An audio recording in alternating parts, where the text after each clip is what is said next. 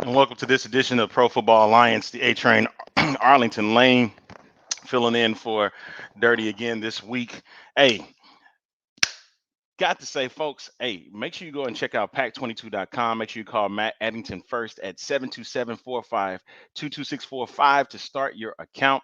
And of course, we are also fueled by Cafe Piazza in St. Louis. You go today to 1900 Arsenal Street at the corner of Arsenal and Limp. And joining me on the program tonight, since Dirty is not going to be here and I get to fill in. Once again, from a football world, ladies and gentlemen, John Turner. And we got,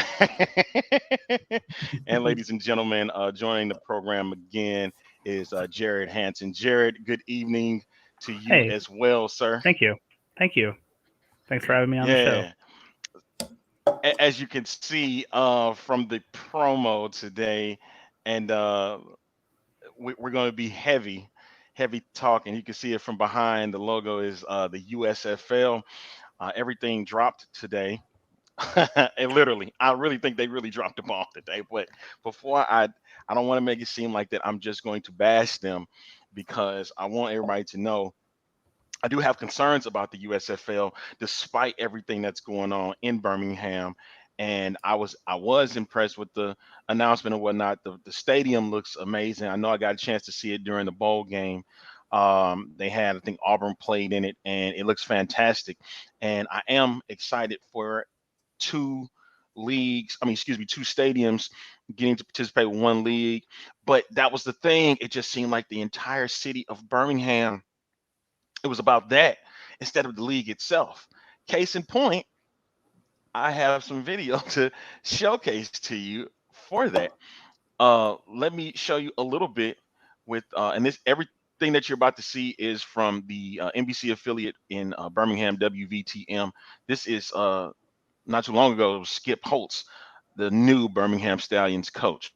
We'll try and keep this a little bit quick, but what an awesome day. What an awesome day. And so many people to thank, and just so many people pulling the rope in the same direction to make this work. And with USFL, with Fox and NBC partnering together, with the people in the city of Birmingham. My father always told me, if you ever see a turtle on top of a fence post, you didn't get there alone. You know what?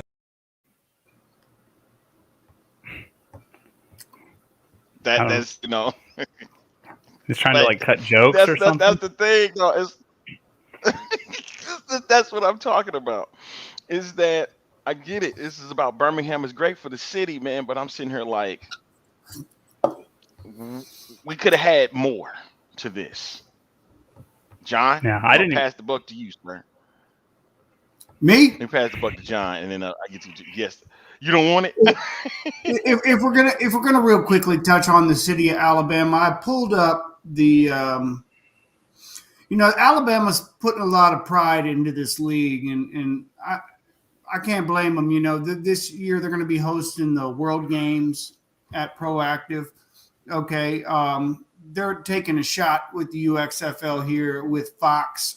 There's Proactive right there. It's a beautiful brand new stadium. Hadn't even had a football on the field yet. And the USFL is going to be the first, unless they plan on playing any college spring games there. But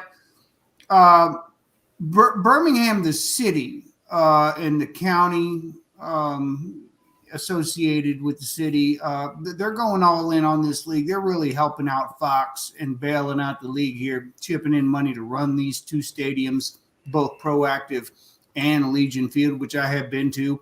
It is a very old stadium. It is still a pretty cool stadium, if you ask me. It's not a bad place to watch a football game.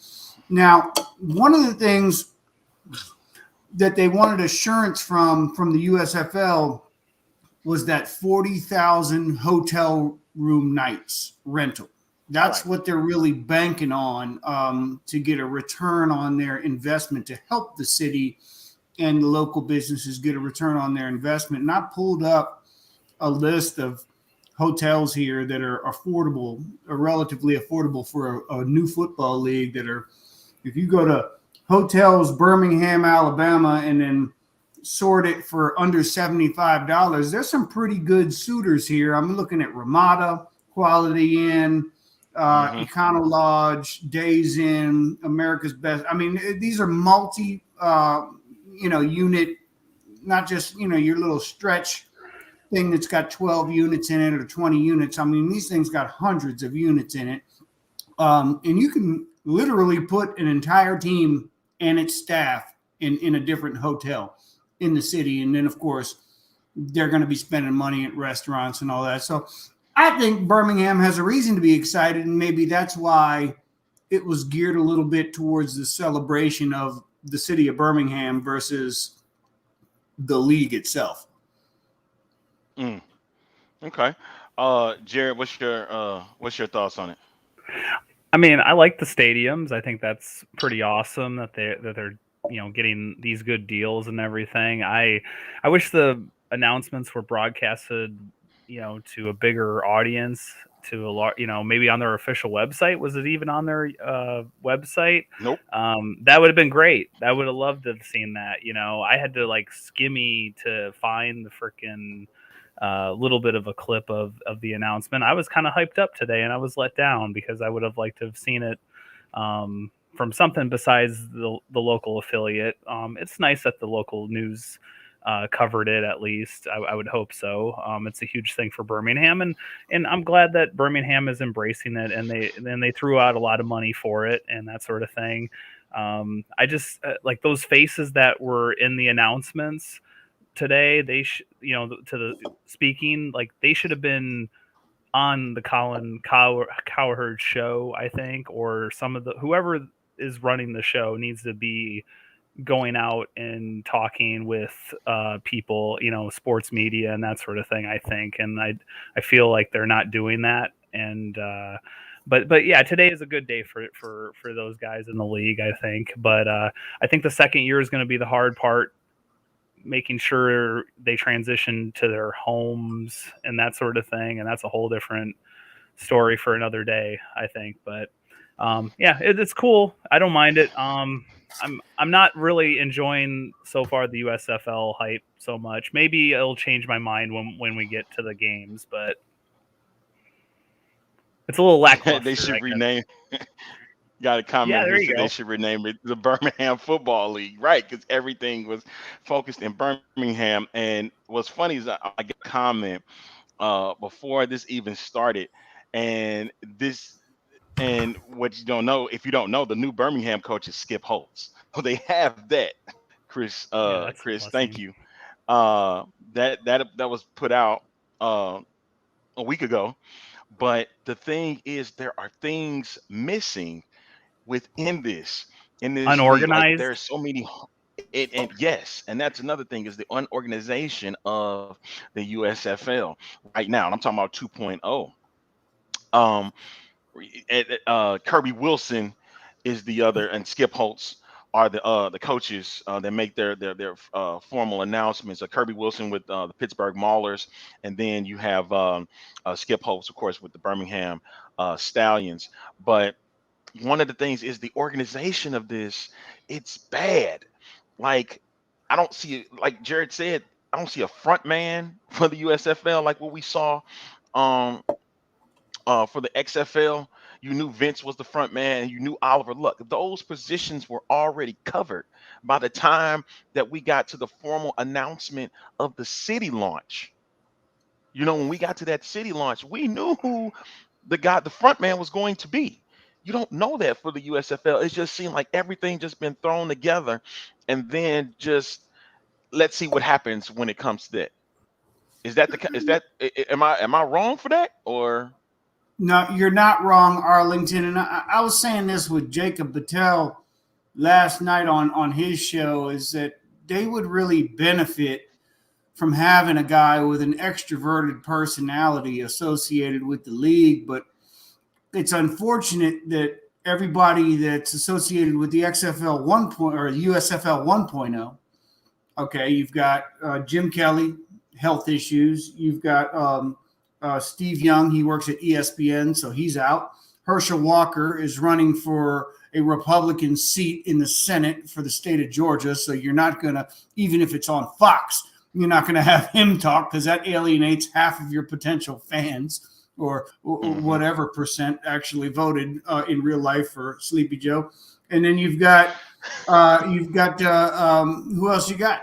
What about Steve Doug Spurrier Flutie? is closer to 80 than he is 70, isn't he? So, I mean, does he really want to stand up there and be an ambassador for a league that he's not coaching for? I don't know. I guess not. Otherwise, I mean, maybe they made the call and he turned him down. We don't know.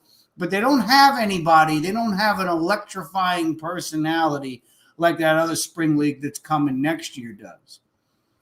Right. Yeah. What about Doug Flutie? Because he announced, announced the whole thing. Okay. I'm sorry. Doug Flutie from Halethorpe, Maryland, I believe.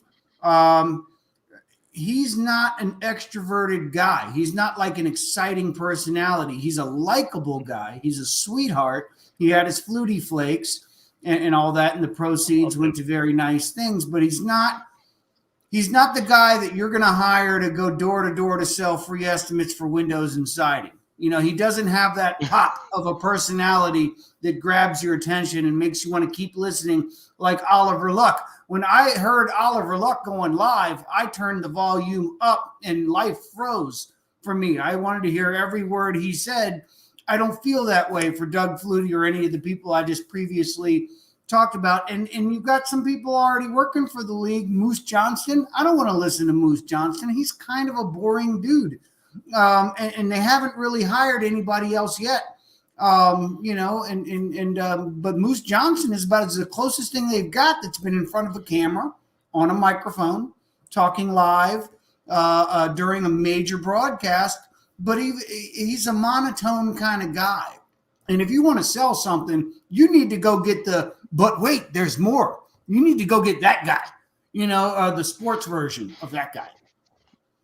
I could have taken Gus Johnson at this point, you know what I mean, to come out and be full frontal, but he can't because currently right now he's working college basketball for Fox. So I'm like, why you didn't bring Reggie Bush out to the mix? Reggie Bush isn't doing anything right now, especially football. Why is he making Wendy's commercials? He could have been the front man and say, hey, let's get excited about the USFL. So Daryl Johnson's doing college basketball? Gus Johnson. Gus Johnson. Okay, I'm like, what? The broadcaster, Gus Johnson. Okay. And that's who I thought my belief is going to be the play-by-play guy for the USFL on Fox, for the simple fact of he'll be done by the time April rolls around. By the time they get to the tournament, he's done. You're not going to have a lot to do at this point. And so you go ahead and bring him in this month of April. Yeah, it did. Yeah, the USFL promo does remind me of Joe, G.I. Joe. Hi, Sandy. Getting in all the comments in right now. Yeah, exactly. There's no excitement at all. And see, there you go. Go to Brandon's comment. Reggie Bush was there. He was in the state. Wow. That would have been great because he won a Super Bowl with the Saints. And that's my thing. It's like for me to say I want to cheer on the USFL, you damn sure making it hard for me to cheer you on. Like I should not be having like second thoughts. But that's the thing, how everything has been coming together. It's like Brian Woods just like, okay, I'm putting this USFL league together. Throw it out there and let's see what happens. I'm gonna see if it sticks to the wall. But let's go back to the spring league a little bit. Was there ever really any excitement that they big up the spring league with? Like, hey guys, we're the spring league. It's a big second chance for these guys, or third chance, and we're going to showcase some talent. Brian Woods must not be a people person either. You know what I mean? Because he hasn't, I don't ever remember seeing him in front of any cameras, with a nice watch and a vest and a fedora and a little 3-piece, 2-piece. He doesn't have it either. He's got the look, but not the personality. And they need a guy with both badly.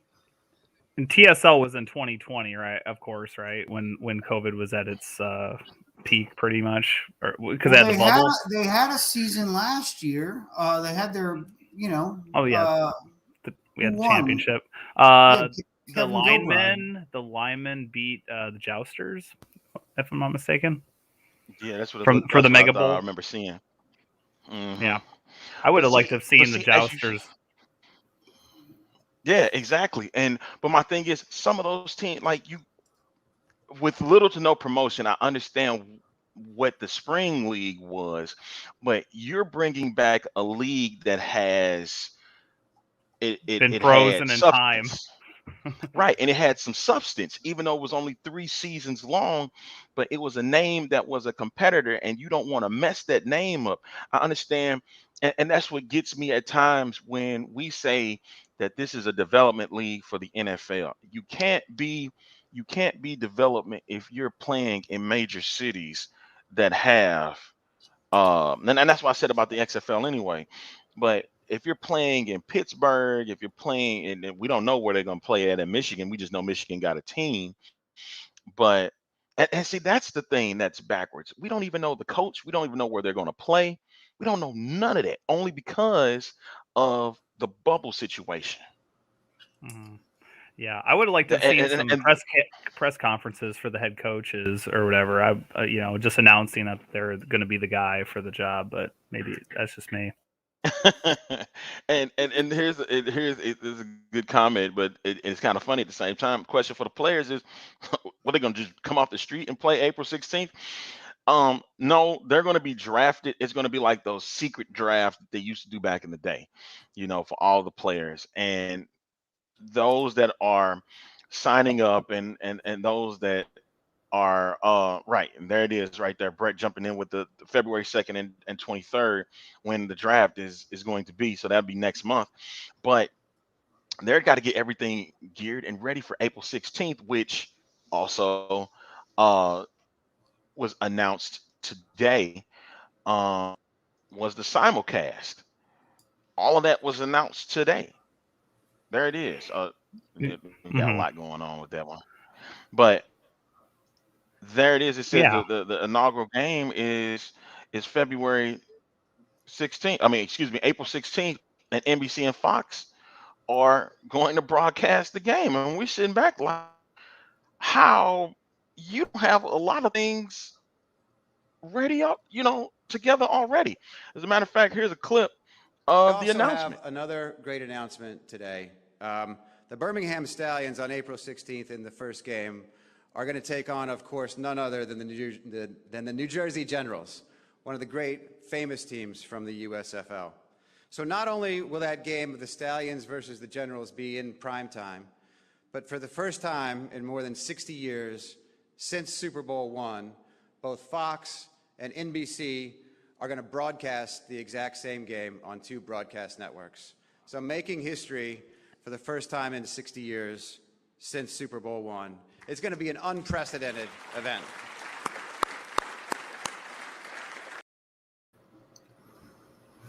I mean, okay.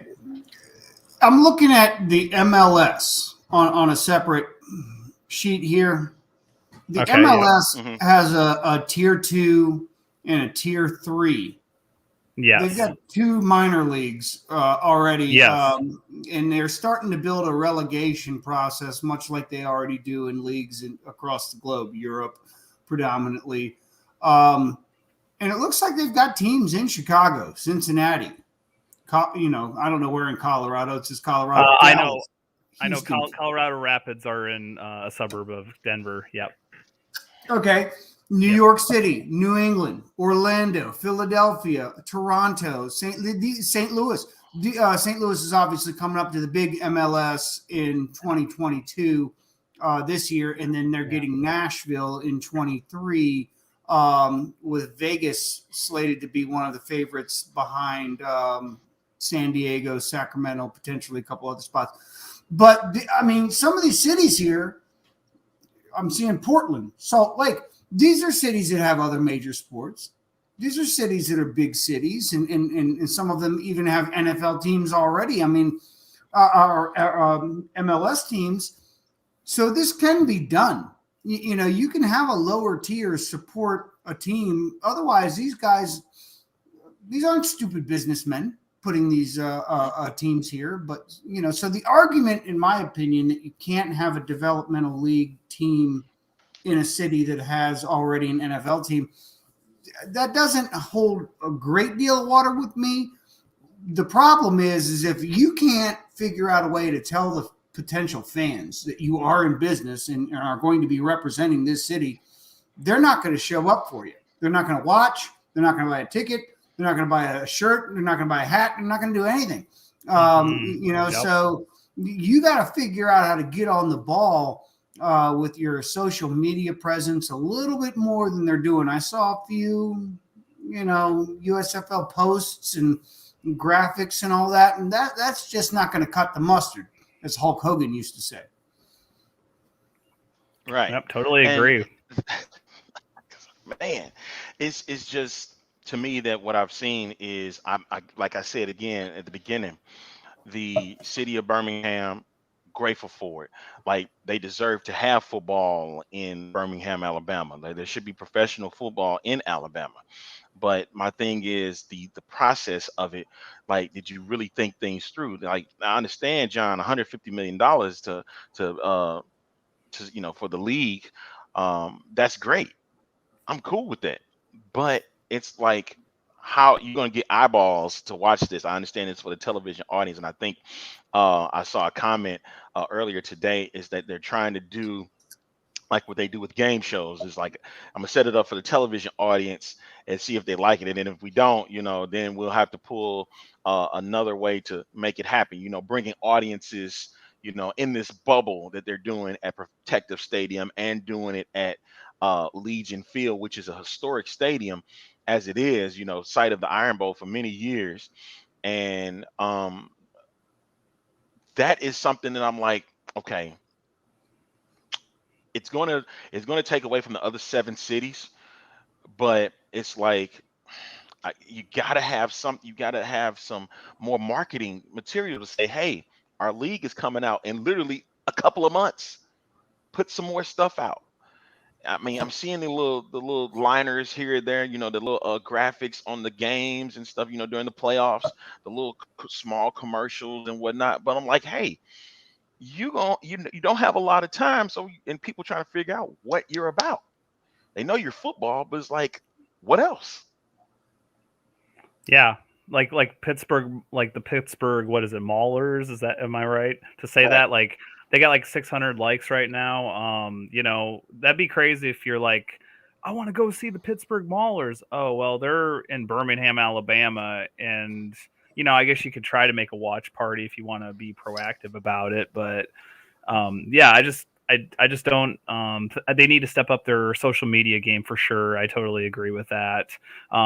Maybe they need to start getting stuff branched out in their local cities. Like how you guys did it with the XFL STL. Did for the Battlehawks with the parties, or what was it? The engagement parties, basically, like before Happy the hours. season.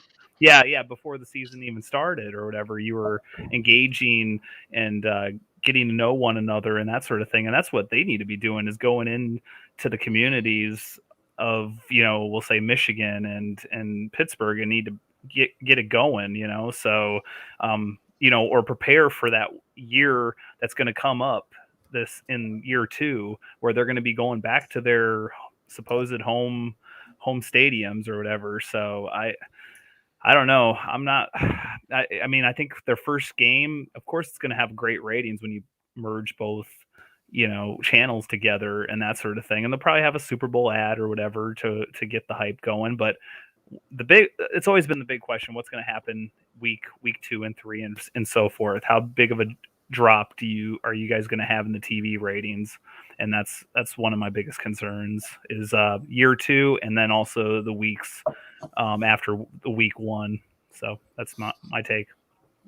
So you mentioned the Maulers there, Jared, and I live about an hour and a quarter from the city of Pittsburgh, and this is I live in the state of Maryland, okay, and I work for the county waste management facility here, and I can tell you that I see more Pittsburgh Steelers, University of Pitt, and University of West Virginia license plate covers than I do Maryland or Washington football team or Baltimore Ravens. Okay, we are in the mountains and we are in the coal mining jurisdiction of America where I live here, and people support those three football entities, and I think they will, in fact, come out for the Pittsburgh Maulers.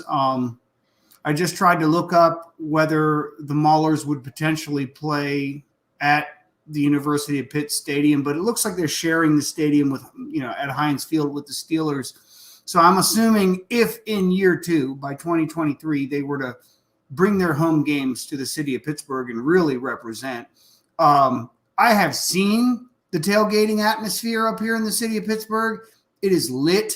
People show up 5, 6, 7 hours before a game, and they are cooking. It doesn't matter if there's 2 feet of snow on the ground. They are out there getting it done up here in the mountains. That's just what they do. It's easier to go to a game up here than it is to watch it. The internet is not that good up here in this area.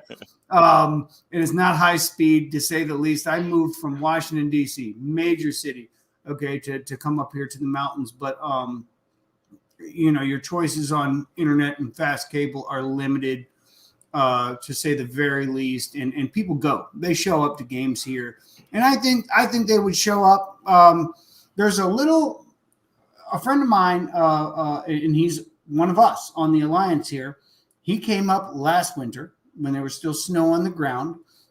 We picked him up from the airport, and we went to the downtown Hoppin section of Pittsburgh where the original Primanti's Brothers location is. And he had a blast just seeing all the local Steelers, Pirates, Penguin stuff everywhere. I mean, they really support all their teams. The black and gold, it's all over the city in the downtown areas. And I think having Rivers Casino right next to Heinz Field, which is right next to where the Pirates play, is a bonus, at least for this city in Pittsburgh. So, that's my 2 cents on the mall. That was one example. I'm just saying, like, New Orleans Breakers.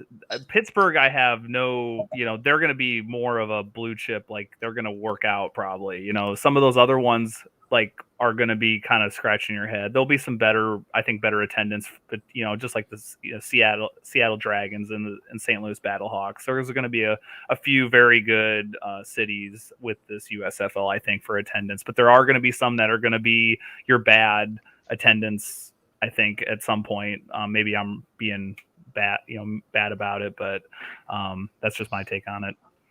Yeah, and we're a year away from that, like as we stated. There was another one from Brett wanted to know about any idea on the XFL announcement. I'm thinking your row like next week, when after the AFC Championship game and they're getting ready to go to this, getting ready for the Super Bowl, they'll drop the announcement somewhere during that week. Usually, how they do Tuesday releases, for music and movies. I mean, not movies, but video games or DVDs or something coming out. Do something like that of that nature. But I believe sometime next week is when we'll get something. If not, then after the Super Bowl is when we'll get that announcement of anything with the XFL. Yeah, I have a question with the USFL draft. They'll at least release the names after, you would assume, after, like, on social media. You think, like, list the names of each, what positions and what team they're on. You would assume, or maybe I'm wrong. Well, can you answer that? I'm hoping that the site itself has the have the players' information, so we can get to know who they are and get an understanding, because we're following the league just as much as the teams themselves, cities that don't have a USFL team, so you kind of want to know who's going to be on these teams, because you're going to cheer for them. Now, I can't say that much because back with the Battlehawks, we didn't know who they were getting. We didn't know who Jordan Tayama was, but the city came out because it was football. So I got to keep that into perspective as well. And I'm hoping the same thing with the Birmingham situation, them charging $10 for tickets. That's actually a good ploy, and having children under Yeah. 15 free because they're trying to get a big crowd to come in. So, I mean, that was interesting that to use that, and bring the adults to come out you know, and you come and watch football for $10. That's amazingly cheap. That's amazingly cheap. That's one good thing that they're going But for. So yeah. it's to bring the audiences You- out. I think they do release a list. The AAF, much like the XFL, did kind of let us know that they had given some quarterbacks to each individual team that were kind of not part of the draft. I think they might do something like that. Like, here are our quarterbacks, or here is our, big name guy that you probably recognize. I remember that will be it, associated with this team. What they pay those guys is beyond me, but because they have said absolutely zero about that. But it would be nice, number one, if they have their 8th and final coach announced before Yeah, this 7th and draft 8th. comes. Yeah. I need 7 and 8, man. Like, I need New Orleans. I need Michigan. I need to know who they are. As many coaches that keep dropping, heard about Jim Haslett being dropped by the Titans. I'm like, hey, get that New Orleans feel back into play if he wants to, do that. If they want to make That'll a be splash, you go get Coach O. If you really want to make a splash, go get Ed Orgeron to park his ass down in New Orleans. Hey, you want to learn, you want to coach somewhere? I don't think the Saints would be good for it. Maybe the Breakers. That's how same thing they did with Kevin Sumlin. So that way he can run his own team. Because I don't think if he wouldn't do that if he was with the Saints. He'd be restricted to some extent. So I mean, that would be Timeline. Who's the guy that brought The Rock to the University of Miami? It was Ed. Ed Orgeron. That's right. He's the one that convinced The Rock that the U was for him a long, long ago in a city far, far away. That'll be interesting again. If he does choose the XFL instead of going to the NFL, just out of what John has just given us. All right, let's move forward. Speaking of the Saints, Sean Payton announces his retirement after 16 seasons. One of the main things that I've seen with this whole thing with Sean Payton was, where was he going to go if the future wasn't too bleak for him anymore? What's next for Sean Payton? Do you take a year of rest?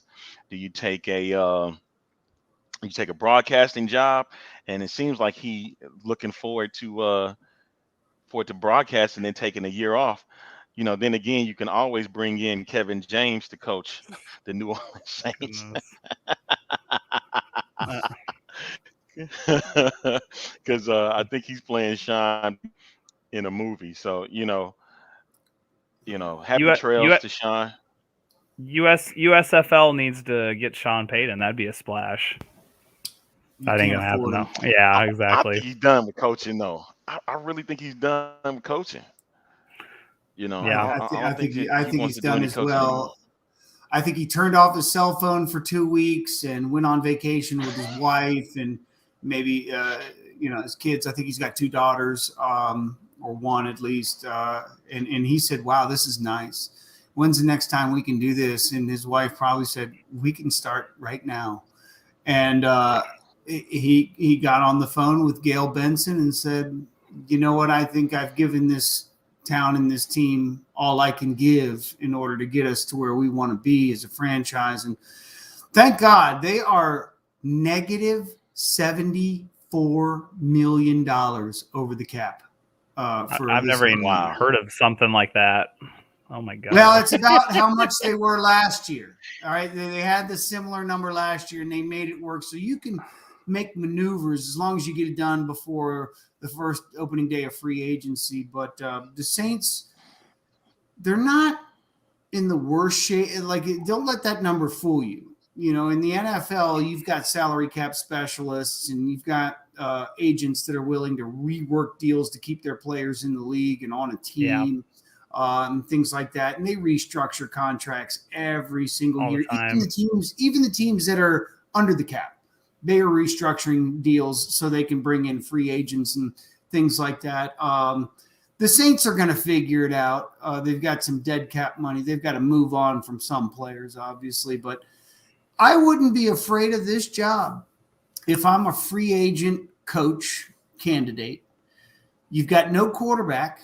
I'm not running with Taysom Hill. You got Trevor Simeon, former starting quarterback for Denver Jameis Broncos. Winston. You can forget about it. I want to. If you're going to give me if you're going to hire me onto a job that's negative $74 million on the cap, then I'm going to just draft as carefully as I can, pick up as many undrafted free agents as I can, really clean out the top end of that talent pool that doesn't get drafted, look at some guys that have been cut that were drafted elsewhere, and take one on the chin for my first year and put my focus into 2023 as far as retooling this organization to be competitive, because Tom Brady ain't playing forever. The Carolina Panthers stink. The Atlanta Falcons stink. So how far from the top of that division are you? Really? You know what I mean? Not that part of a division if the Bucks are without. That's all you need to get. Is you can win that division at 7-10 or 6-11. You're in the tournament. I follow the Panthers. That's bad. That's all the way bad though. So what? Get in the tournament, make some noise when you get there. The hell? Rebuild is the way to go. Yeah, like Seattle did when they were 7-9 and they won against the Saints. And it was just I hated it. Let me not get into that season, that 2010 season, because that was Sam Bradford's rookie year, and that was nothing but chaos when they lost on Sunday night. He had a big money contract. Sam Bradford got paid. He was wasn't he last quarterback to get like a huge $50 million plus contract or something guaranteed? Yep. He did, and then he crapped the bed on Sunday Night Football when they decided to flex that game, and he lost to Charlie Whitehurst in Seattle, and they only scored 6 points. I remember watching that game because I was hyped for it. And it's probably one of the last times the Rams were ever going to get a chance to see playoff football again in St. Louis. So I'm like, hell, hopefully it was going to be a good result. And they came like trash. And, we got what we. All right. Let's see here. I had an epiphany. Sam Bradford to the USFL. There you go. Hell no. Sam Bradford. I think his knees. He couldn't chase down an ice cream man truck with those knees. Okay. Hey, Sam stole enough money as it is, even though he's not gonna be getting a lot in the USFL. But still, it's like, no, I don't want to see Sam Bradford playing in this league. I mean, I wasn't a big man. Sam Bradford made it really hard for me to cheer him on because of the things and what he had to deal with, especially his first 4 years in the league. Mike has a comment saying here, what is the price point of the direction of the league? Not sure what kind of stadium deal they have, but not sure how this league is going to be profitable. Well, wasn't it the NBC's paying out to Fox? No. Or for broadcasting rights? Maybe I'm wrong. I thought that's what I heard. Well, the stadium deal is paid by the city. They're paying $3 million collectively, and they're focusing, I believe, $2 million of it towards Proactive Stadium and $1 million of it towards Legion Field. And the city is fully operating the stadium game day events and leading up to game day events. So the city will pay for the subcontractors and employees associated with game day activity for the league, in trade for the league to rent out all those hotel rooms from the city. Business owners. Exactly. So that's kind of the deal, Mike, that they have reached right now. everything is subject to change with spring football, but as far as I know, $3 million is your number that they have dedicated to stadium usage. The city has, not the league. Mhm. So the league is off the hook, much like the XFL was off the hook for broadcasting costs in 2020. Mhm. Yep. I think and the city forked out a yeah. lot of money. Seems like. And they're hoping for a good return on investment. I mean, granted, it says Roberta say Fox is going to I hate this thing sometimes. Says they're going to make their money off advertising, especially long term. This is the advantage to the media company owning the league. Yeah, of course. The thing is that bringing the audience. You know, you got a 40,000 plus seat stadium, and then you have a 66,000 seat stadium at Legion Field. I've been inside Legion Field. Legion Field is a historic stadium. All right. And I haven't been to Protective yet, but I hopefully get a chance to in the future.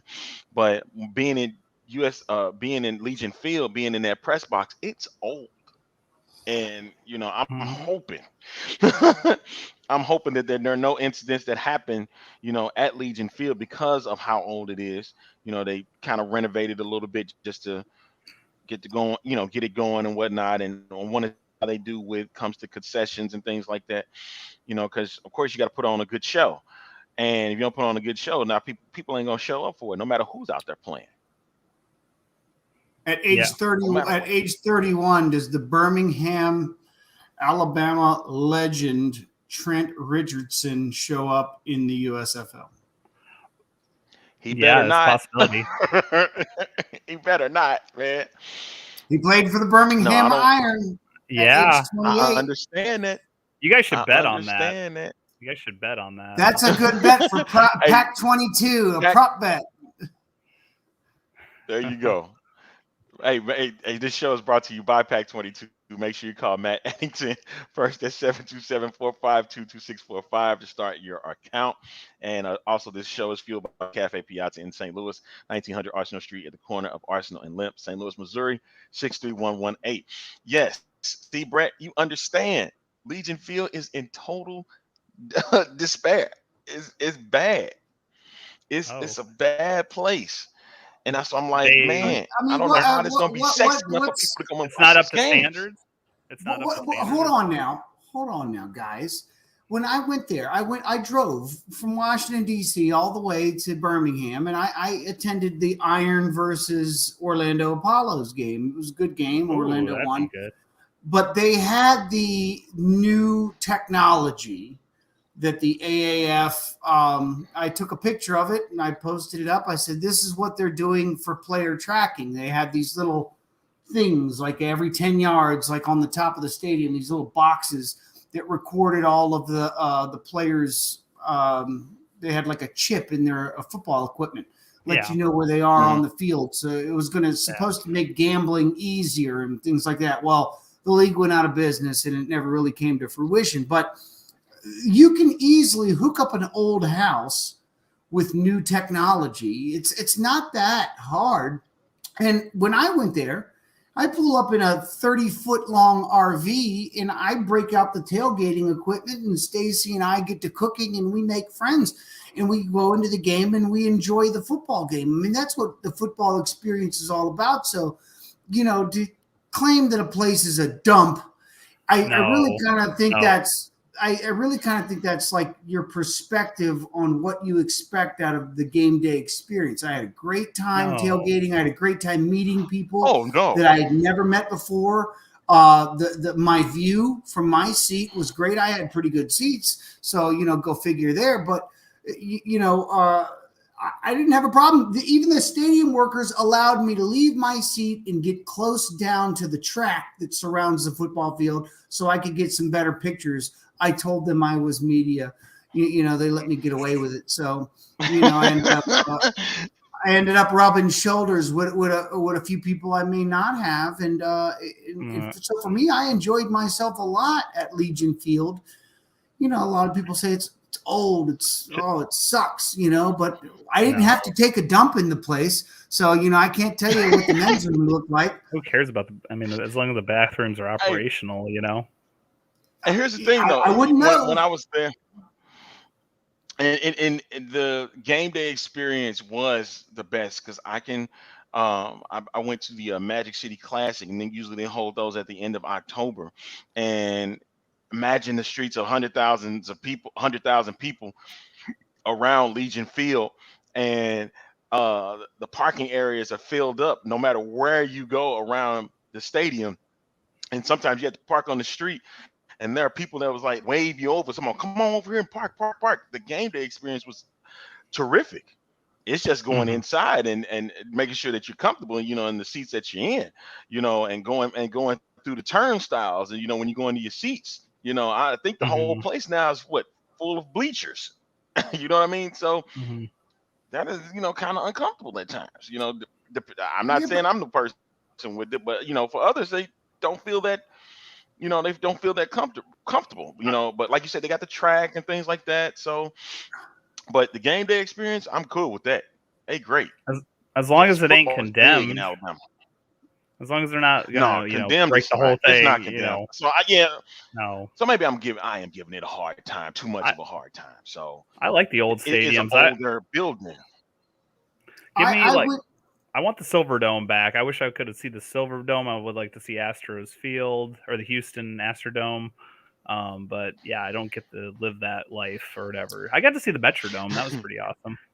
I was at Go ahead, I was at the game that Bo Jackson got injured in the LA Coliseum, Raiders Bengals 1991. I was there about the 45-yard line, about 90. If there's 100 rows in that bowl, I was on the 97th row. I swear, I was so close to falling off the top of that bowl. It wasn't even funny, but they had bleachers, just a bench basically going all around the stadium. And what do I care if I got to sit a little close to a total stranger? I mean, I'm not, back in 1991, we didn't have a virus going around that we were supposed to be scared to death of and wear a mask to protect ourselves from. But I sat next to a total stranger the whole game and probably physically touched that person multiple times during that game. And I had no problem making it through a great game day experience in what is considered one of the worst stadiums in America. Guys, the LA Coliseum hosted the very first Olympics in the United States history. 88. It is an old, outdated stadium. Their big screen was smaller than the TV I got in my basement today. Okay, so but that's okay. In 1991, I was a happy camper, and I got to see Bo and Ickey Woods and James Brooks and Boomer Esiason. I don't care about any of these extra things, parking and all that other crap. I'm going for the game. You show me a football game and make it good while I'm there. Give me that money's worth, and I'll be happy. Yeah, I've gone to plenty of games by myself, so yeah. Ask Scott and Cassandra Webster, are they going to have people in Birmingham follow and latch on to other teams because they're all playing for a year? And you're going to follow the USFL with optimism, but I want the XFL and my Roughnecks back. Houston's going to have a team, though. That's for sure. But if the Roughnecks keep their name, I'll be grateful for it. But if they don't, expect something good to come out of that. Just speculating on that one. I don't have anything up front. I think if they were going to get canned, it would have happened by now. Exactly. Yeah. Exactly. I expect to see the Roughnecks back. I hope so. I don't know if I think they're going to San Antonio, but I would love to see them stay. But yeah, the two teams and the two leagues, I'm not sure about it. With the really NFL fighting over the logo. Yeah. It really wouldn't make sense for them to go to San Antonio. Because the simple fact of the matter was Houston was in the top 5 in the XFL in attendance. And then what's their headquarters? And they were undefeated. They came out for those games, you know what I mean? And playing at the University of Houston. So only thing I can see bad that come out of it is they lose the Roughneck name. That's it, and they get a new Okay. logo. But than that, Be fine. I don't see nothing different. Houston's going to remain an XFL city because it was a great XFL city, thanks to PJ Walker and June Jones, who, by the Cam way, Phillip. said, yeah, he turned down that Hawaii job. Or so I'm like, hey, Yep. could be a shot that June Jones comes back to the XFL. That'd be a great sight to see again. All Yeah. right, I mean, let's move forward. Go ahead, John. Before I move in. Oh, Oh, no, geez. I'll let Dirty get in here. We got Dirty. Look who hopped in. Sorry, I haven't been around. Look who has I'm hopped wrapping up in. my time here at I camp bet you- hosting. So I got to give shout out to my great producer, Arlington Lane, who's been doing a great job. John, you have been doing a terrible job. You're an idiot. But thanks to Arlington, the show has been going. Jarrett, you're doing a great job. But I Thanks, still bud. love you, John Turner. I like Is that his what we're opinions. doing now, Dirty? You just gonna sit here to come on and just piss everybody off? No, I said you did a great You know what job. we're I doing now? said, We're just I said Jarrett did complimentary. a great job. But John didn't do a great job. I mean, look at him with that bald head of his. He looks I like did a it cue ball. myself. This is the freest haircut I ever got. No, but I do want to talk about something. The reason why I popped on because I know you guys had already talked about it, but what a cluster the USFL did today. Yeah, Like- I agree totally. I have to search for the link to watch a video. Yeah, like serious, you guys. Fox, What about what are their you doing, official Fox website? TV? What is Fox doing? That was crazy. Live streaming on your YouTube channel. Like, Do something, right? we have the technology. Yeah. So now my question to you guys: they already announced the other 4 coaches. What do you guys? What's your guys' takes on the other 4 coaches? Oh, I When like the other Kirby two decide Smart. they want to come up, then boom. I like Kirby Smart. I believe Kirby Smart has been residing in Pittsburgh since he's maintained his house there since he worked for the Steelers for 7 years. And although he coached Wilson? elsewhere, Kirby, You mean Wilson? not Kirby Smart. I think it's Kirby. Not Smart Kirby is Smart. with Kirby the- Wilson. Smart with Georgia. Oh shit, It's that's Smart right. with the Yeah, Kirby Wilson. Sorry, Mr. Wilson.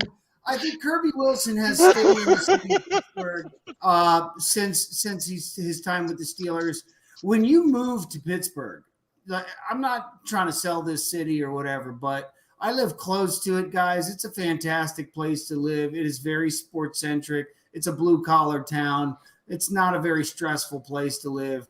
The weather is not exactly like you're living on some exotic beach somewhere, but you know, if you can bypass that, if you can get a 4-wheel drive vehicle up here, you're good to go. So, you know, he was embraced. His house had burned like almost to the ground. He had received multiple severe burns all across his body.